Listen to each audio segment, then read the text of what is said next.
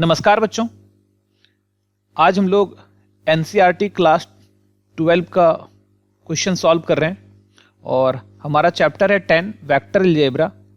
Exercise है 10.1। Actually इस exercise में वेक्टर और स्केलर क्वांटिटीज के बारे में क्वेश्चन है और टाइप्स ऑफ वेक्टर्स पर क्वेश्चन है। ठीक है बच्चों, इसमें बस छोटा सा एक्सरसाइज है, 5 ही क्वेश्चन है, तो बहुत छोटा एक्सरसाइज है, ज़्यादा टाइम नहीं लगेगा बनाने में। ठीक है बच्चों, तो चलो स्टार्ट करते हैं। देखो फर्स्ट क्वेश्चन क्या कह रहा है, represent the graphically a displacement of 40 kilometre 30 degree east of north. तो चलो देखो इसको सॉल्व करते हैं। तो सॉल्यूशन क्या दिया है तुम्हारा, given the vector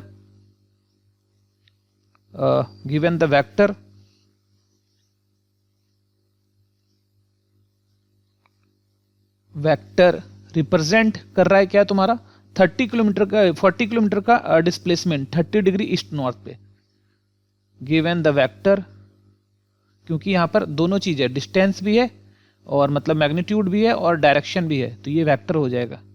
given the vector of displacement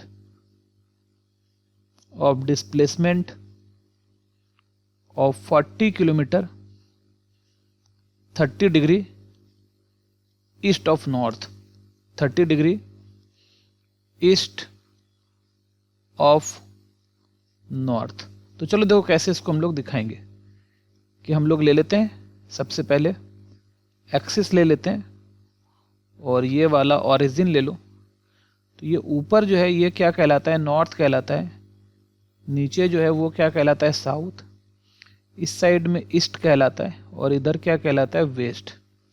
ठीक है बच्चों, तो क्या कह रहा है, डिस्प्लेसमेंट है 40 kilometre 30 degree east of north. ये नॉर्थ है, ये इससे 30 डिग्री एंगल बनाएगा, ये 30 डिग्री एंगल बनाएगा इससे 30 degree east of north, north से ईस्ट की ओर।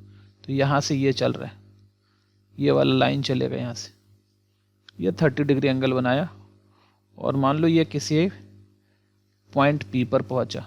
ठीक है, तो ये वाला जो डिस्टेंस है ओपी वो 40 किलोमीटर है, 40 किलोमीटर है ओपी डिस्टेंस जो हमारा 40 किलोमीटर है। तो OP is the required vector. तो ओपी वेक्टर है जो हमारा वो is the required vector, is the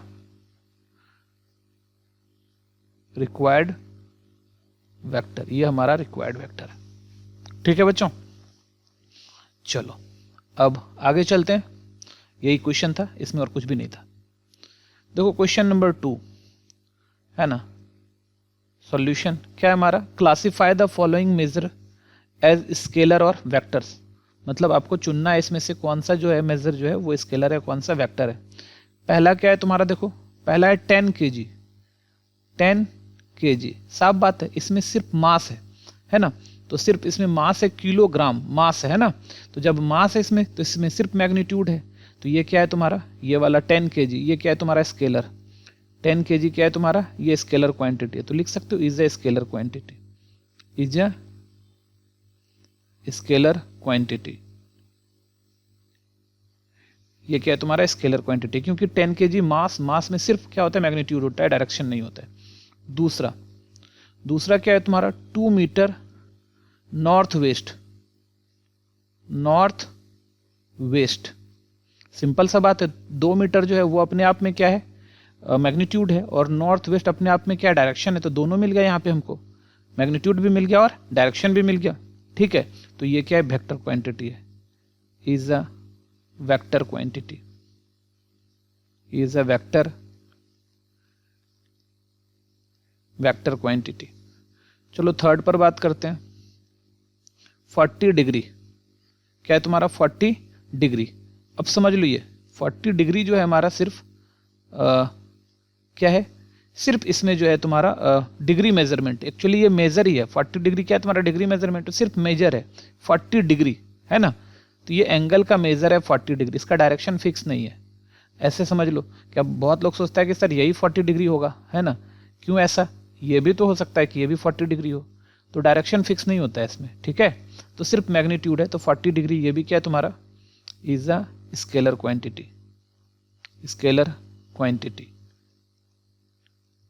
चलो फोर्थ आते हैं हम लोग। फोर्थ देखो क्या है, फोर्थ है 40 वाट। 40 वाट, वाट जो है ना तुम्हारा, ये क्या चीज का है, पावर का क्वांटिटी होता है। वाट क्या चीज का, पावर का है ना। जैसे बल्ब में लिखा रहता है ना 10 वाट, 20 वाट, 30 वाट, 40 वाट, तो ये पावर का क्वांटिटी है। और उसका मीनिंग क्या होता है, जैसे 40 वाट का है, इसका मीनिंग क्या होता है कि एक बल्ब जो है ना 1 घंटे में 40 वाट इलेक्ट्रिसिटी जो है कंज्यूम करेगा। ठीक है, तो ये भी तो क्या है, सिर्फ इसमें मेजरमेंट है, इसमें भी कोई डायरेक्शन नहीं है।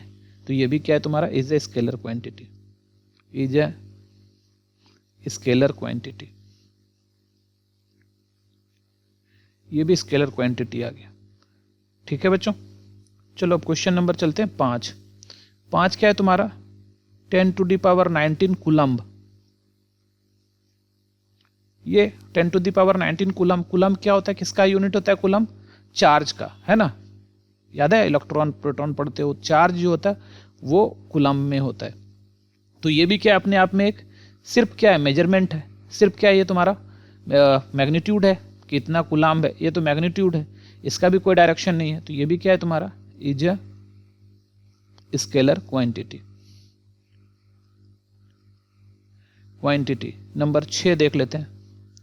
ये क्या बोल रहा है, 20 मीटर पर सेकेंड स्क्वायर। ये जो 20 मीटर पर सेकेंड स्क्वायर है ना, ये एक्चुअली मीटर पर सेकेंड स्क्वायर जो है ना एक्सेलरेशन, त्वरण का होता है, एक्सेलरेशन का ये यूनिट होता है, फिजिक्स में पढ़ा होगा आप लोगों ने। तो इसमें क्या होता है, एक्सेलरेशन मीटर पर सेकेंड स्क्वायर। तो इसमें दोनों चीज है, मैग्नीट्यूड भी है और साथ में डायरेक्शन भी है, मैग्नीट्यूड भी है और साथ में डायरेक्शन भी है, एक्सेलरेशन तो डायरेक्शन भी है इसमें। तो ये क्या है तुम्हारा, is a vector quantity, is a vector quantity, है ना। रेट चेंज ऑफ डिस्प्लेसमेंट को हम लोग क्या बोलते हैं, एक्सेलरेशन बोलते हैं।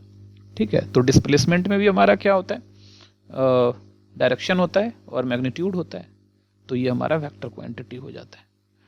चलो आगे बढ़ते हैं हम लोग क्वेश्चन नंबर 3 पर। देखो अब यहां भी वही कह रहा है, सॉल्यूशन क्या कह रहा है, स्केलर और वेक्टर क्वांटिटी। पहला क्या है तुम्हारा, टाइम पीरियड। पहला क्या है तुम्हारा, टाइम पीरियड। तो साफ बात है, टाइम पीरियड। तो टाइम पीरियड क्या है तुम्हारा, सिंपल सा है। तो ये भी इसमें सिर्फ क्या है तुम्हारा, मैग्नीट्यूड है, टाइम पीरियड 1 घंटा, 2 घंटा, 3 घंटा, कोई भी डायरेक्शन नहीं है। तो ये तुम्हारा स्केलर क्वांटिटी है, इज ए स्केलर क्वांटिटी। ठीक है, दूसरा देख लो। दूसरा क्या है हमारा, डिस्टेंस। डिस्टेंस, ठीक है। तो देखो डिस्टेंस क्या है हमारा, डिस्टेंस क्या होता है, जैसे कि मान लो कोई जो है लेंथ है ना, डिस्टेंस कोई भी बोलता है क्या कि 5 किलोमीटर चलें, 10 किलोमीटर चलें, जो भी है इस तरह से कुछ चलता है तुम्हारा, तो वो डिस्टेंस ट्रेवल करता है। तो डिस्टेंस में क्या होता है, सिर्फ मैग्नीट्यूड ट्रेवल होता है, उसमें ये पता नहीं होता है कि किस डायरेक्शन में जा रहा है। तो डिस्टेंस में भी सिर्फ मैग्नीट्यूड होता है। तो ये भी क्या है तुम्हारा, is a scalar quantity.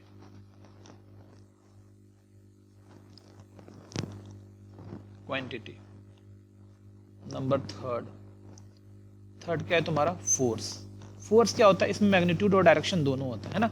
Force किसी एक पर्टिकुलर डायरेक्शन में लगता है और तुम जितना लगा रहे हो पावर वो फोर्स में जितना, तो इसमें दोनों चीज होता है, मैग्नीट्यूड भी है और उसमें डायरेक्शन भी है। तो ये तुम्हारा इज अ वेक्टर क्वांटिटी, ये वेक्टर क्वांटिटी है। ठीक है, 4th आ जाओ, वेलोसिटी। वेलोसिटी, वेलोसिटी क्या होता है तुम्हारा, rate change of displacement. Rate change of क्या होता है, डिस्प्लेसमेंट। तो डिस्प्लेसमेंट क्या अपने आप में जो है एक वेक्टर क्वांटिटी है, उसका रेट चेंज है, इसमें भी डायरेक्शन और मैग्नीट्यूड दोनों है। तो वेलोसिटी भी हमारा क्या है, वेक्टर क्वांटिटी है। तो is a vector quantity, vector quantity. Number 5 पर आ जाओ, क्या है तुम्हारा, वर्क डन। वर्क डन, ठीक है। तो वर्क डन क्या है तुम्हारा, ये भी तुम्हारा वर्क है। तो वर्क डन भी हमारा क्या है, स्केलर क्वांटिटी। इसमें सिर्फ कितना वर्क हुआ है ना, सिर्फ मैग्नीट्यूड बताता है, कोई डायरेक्शन नहीं है, किस डायरेक्शन में वर्क हो रहा है वो नहीं बताता है। तो is a scalar quantity, scalar, ये स्केलर क्वांटिटी। ठीक है बच्चों, ये था तुम्हारा क्वेश्चन नंबर 3। चलो 4th पर चलते हैं। तो अब देखो यहाँ पर 4th में क्या कह रहा है कि इन फिगर 10.6 फिगर पर, मतलब इस वाले फिगर पर, क्वेश्चन जितना भी है इस वाले फिगर पर है, बताना है तुमको। पहला, identify the following, identify the following. अब बोल रहा है को इनिशियल वेक्टर्स, को इनिशियल वेक्टर्स। सिंपल बात है, जिसका स्टार्टिंग पॉइंट सेम हो उसको को इनिशियल वेक्टर बोलते हैं, है ना। एक ही पॉइंट से अगर निकल रहा हो तो उसको हम लोग क्या बोलते हैं, को इनिशियल वेक्टर बोलते हैं। तो देखो, तो यहाँ पर लग रहा है कि यहाँ से जो है, यहाँ पर ये वाला पॉइंट है, यहाँ से देखो ए निकला इधर, इसी पॉइंट से डी निकला इधर, तो ये वाला पॉइंट, सॉरी इधर है हमारा, इसी पॉइंट से डी निकला, तो दोनों का इनिशियल पॉइंट सेम है। तो को इनिशियल वेक्टर क्या क्या आ गया, वेक्टर ए और वेक्टर डी, ठीक है। अच्छा, दूसरा क्या है, इक्वल वेक्टर, इक्वल वेक्टर्स। तो इक्वल वेक्टर्स क्या है हमारा, इसके बारे में हम पिछले क्लास में पढ़े थे सारे वेक्टर्स के बारे में। तो अगर आपने नहीं पढ़ा है तो उसको आप, उस वीडियो को आप लोग एक बार देख लेना। इसमें हम जो है उसका लिंक डाल देंगे इसके आई बटन में और डिस्क्रिप्शन में भी, ठीक है। तो देखो, इक्वल वेक्टर तुमको देखना चाहिए। इक्वल वेक्टर क्या होता है कि मैग्नीट्यूड सेम हो और साथ साथ पैरेलल भी हो, ठीक है, एक ही डायरेक्शन हो, मैग्नीट्यूड भी सेम हो और एक ही डायरेक्शन हो। तो ये वाला दिख रहा है, ये वाला, ये देखो, इसकी डायरेक्शन भी नीचे है, इसकी डायरेक्शन भी नीचे है, दोनों का मैग्नीट्यूड सेम है क्योंकि यहाँ पे बराबर है दोनों का मैग्नीट्यूड, और डायरेक्शन भी सेम है। तो वेक्टर बी और वेक्टर डी, ये जो है तुम्हारा इक्वल वेक्टर है, ठीक है। तीसरा आते हैं collinear but not equal. Collinear है बट इक्वल नहीं है ना। तो सिंपल बात है, कोलिनियर है मतलब किसी एक लाइन के पैरेलल होना चाहिए और डायरेक्शन से कोई फर्क नहीं पड़ता है। तो ये वाला देखो, ये दोनों तो इक्वल हो गया। अगर इसको छोड़ देते हैं अब, तो अब इसको देखो, यहाँ पर ये ए, इसका डायरेक्शन इधर है और सी, इसका डायरेक्शन इधर है। दोनों क्या पैरेलल है लेकिन दोनों का डायरेक्शन सेम नहीं है, तो ये कोलिनियर तो हो गया लेकिन इक्वल नहीं हुआ। तो क्या क्या आया, ए और सी, ठीक है, ए और सी, वेक्टर ए वेक्टर सी, ये दोनों क्या कोलिनियर है बट इक्वल नहीं है, ठीक है बच्चों। समझ में आ गई होगी आप लोगों को। चलो नेक्स्ट क्वेश्चन पर चलते हैं, क्वेश्चन नंबर 5। तो क्या बोल रहा है, answer the following as true और फॉल्स। कहता है ट्रू और फॉल्स। देखो, पहला बोल रहा है कि वेक्टर ए और माइनस ए आर कोलिनियर, बिल्कुल, क्योंकि वेक्टर ए और माइनस ए में क्या होता है कि सिर्फ डायरेक्शन का फर्क होता है, लेकिन दोनों किसी एक लाइन के पैरेलल है, दोनों किसी एक लाइन के पैरेलल है। तो सिंपल बात है, पहला वाला क्या हो गया, ट्रू हो गया, ठीक है, पहला वाला क्या हो गया, ट्रू हो गया। अब दूसरा, two collinear vectors are always equal in magnitude. कहता है दो कोलिनियर वेक्टर है तो हमेशा इक्वल होगा मैग्नीट्यूड में, ऐसा नहीं हो सकता है। मान लो ये वेक्टर, ये ए है, इतना बड़ा वेक्टर है, छोटा सा ये बी है, इतना बड़ा वेक्टर है, तो क्या है, दोनों क्या है, दोनों कोलिनियर है क्योंकि दोनों पैरेलल है एक ही लाइन के, ठीक है, लेकिन दोनों इक्वल नहीं है, तो ये हमारा फॉल्स हो जाएगा। जरूरी नहीं है कि दो अगर कोलिनियर वेक्टर है तो वो हमेशा जो है इक्वल हो, लेकिन जो इक्वल वेक्टर है वो कोलिनियर जरूर होगा, ये फॉल्स हो गया। थर्ड क्या बोल रहा है कि देखो, थर्ड में two vectors having same magnitude are collinear.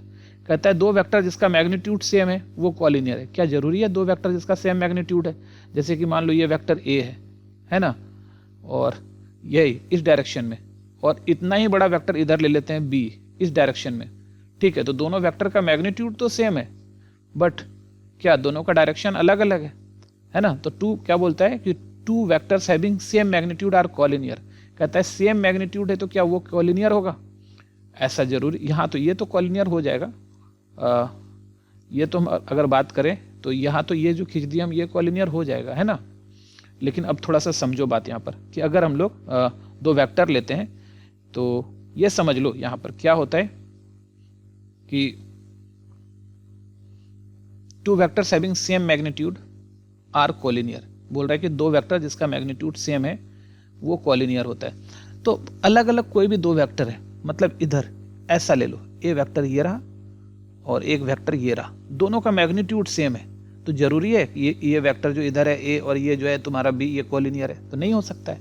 तो जरूरी नहीं है कि दो वेक्टर जो है अगर उसका मैग्नीट्यूड सेम है तो वो क्या हो जाएगा, कोलिनियर हो जाएगा, ऐसा नहीं है, ठीक है। Two vectors having same magnitude are collinear, ये फॉल्स है, जरूरी नहीं है, ठीक है, ये फॉल्स है कि दो वेक्टर है अगर उसका मैग्नीट्यूड सेम है तो वो कॉलिनियर। कॉलिनियर होने के लिए क्या होता है कि पैरेलल, एक ही किसी भी एक लाइन के पैरेलल होना चाहिए, डायरेक्शन कुछ भी हो लेकिन एक लाइन के पैरेलल होना चाहिए। लेकिन एक वेक्टर कहीं हो जाए, एक वेक्टर कहीं हो जाए, दोनों का क्या है, तुम्हारा मैग्नीट्यूड सेम है, तुम उसको कॉलिनियर नहीं बोल पाएंगे, है ना।